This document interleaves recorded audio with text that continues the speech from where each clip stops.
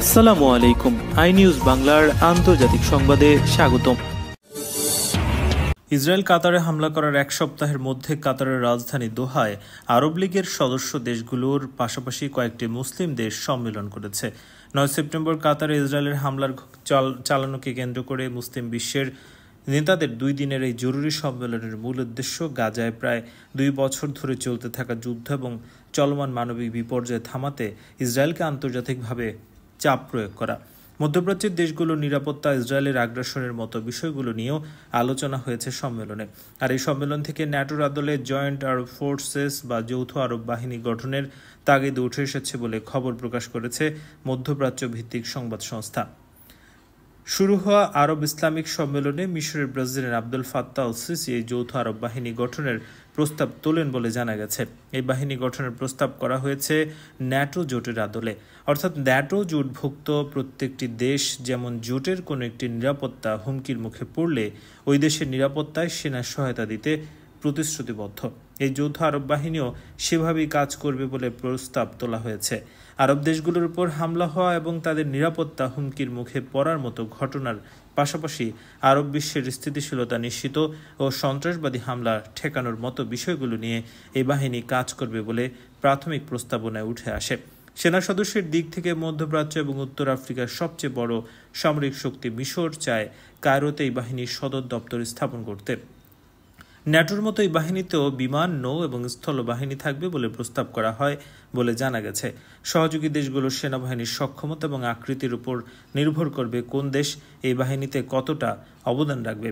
বিশ্লেষকরা বলছেন এই প্রয়াসকে আরব ন্যাটো বলে উল্লেখ করছেন। এর আগে 2015 সালেও মিশর একই ধাঁচের যৌথ আরব বাহিনী গঠনের আহ্বান জানায়। সে সময় ইয়েমেন, লিবিয়া, সিরিয়ার মতো দেশগুলোতে বিভিন্ন ইসলামপন্থী সশস্ত্র গ্রুপের বিচ্ছিন্নতাবাদী কার্যক্রম রোধে ওই বাহিনী গঠনের প্রস্তাব জানিয়েছিলেন সিসি, যিনি সে সময়ও মিশরের প্রেসিডেন্ট ছিলেন।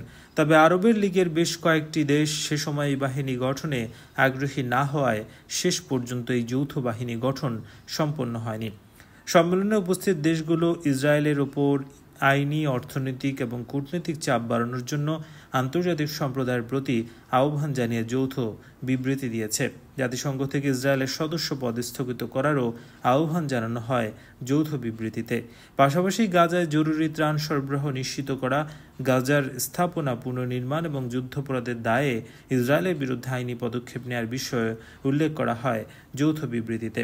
এই বিবৃতি ছাড়াও একটি যৌথ বিবৃতি দিয়েছে মধ্যপ্রাচ্যের 6টি দেশ নিয়ে আঞ্চলিক সহযোগিতার উদ্দেশ্যে গঠিত জোট গালফ সিকিউরিটি কাউন্সিল জিসিসি তাদের বিবৃতিতে কাতারের হামলার জন্য ইসরায়েলের নিন্দা জানানোর পাশাপাশি উল্লেখ করেছে যে জিসিসির সহযোগী যে কোনো দেশে হামলা সবার উপর হামলা শামিল। সম্মেলনে দেওয়া বক্তব্যে কাতারের আমির মন্তব্য করেছেন যে ইসরায়েল গাজা থেকে আন্তর্জাতিক মহলের দৃষ্টি সরিয়ে নেয়ার উদ্দেশ্যেই কাতারে হামাস নেতাদের বৈঠকে হামলা চালিয়েছে। কাতারের আমির Sheikh Tamim bin Hamad Al Thani তার উদ্বোধনী বক্তব্যে এমন মন্তব্য করেন যে ইসরায়েল যদি হামাস নেতাদের হত্যা করতে চায় তাহলে তাদের সাথে আলোচনা করার কথা কেন বলছে। তিনি প্রশ্ন তোলেন, ইসরায়েল যদি জিম্মিদের মুক্তির জন্য দর কষাকষি করতে চান তাহলে সেই বিষয়ে কাজ না করে আলোচনাকারীদের হত্যা কেন করছে। এমন পরিস্থিতিতে ইসরায়েলের সাথে আলোচনা সম্ভব নয় বলে তার মন্তব্য করেন কাতারের আমির। সম্মেলনে দেয়া বক্তব্যে মিশরের president Abdul Fattah al CC বলেন যে ইসরায়েলের কার্যক্রম পুরো মধ্যপ্রাচ্যের নিরাপত্তাকেই হুমকির মুখে ফেলেছে। কাতারে হামলার ঘটনায় সিসি মন্তব্য করেছেন, এই আগ্রাসনে পরিষ্কারভাবে দেখা যায় যে ইসরায়েল সব ধরনের রাজনৈতিক এবং সামরিক যুক্তি বহির্ভূত কাজ করছে এবং তারা সব সীমা অতিক্রম করছে। দোহায় আরব লীগ এবং ওআইসির দেশগুলোর এই জরুরি সম্মেলন নিয়ে অনেকে আশাবাদী হলেও বিশ্লেষকদের অনেকেই মনে করেন এই সম্মেলন থেকে ইতিবাচক কিছু অর্জন হবে না। কাতার ইসরায়েলের হামলার পর কাতারের প্রধানমন্ত্রীর ওয়াশিংটন সফর নিয়েও চলছে সমালোচনা। সোশ্যাল মিডিয়ায় অনেকেই মন্তব্য করেছেন যে এই সম্মেলন থেকে নিন্দা জ্ঞাপন ছাড়া আর কিছুই অর্জন হবে না। ইয়েমেনের রাজনীতিবিদ এবং বিশ্ববিদ্যালয়ের শিক্ষক Sheikh Hussein Hajeb social media platform এক্সে পোস্ট করে মন্তব্য করেছেন যে এই জোটের উত্থানের আগে মৃত্যু হবে।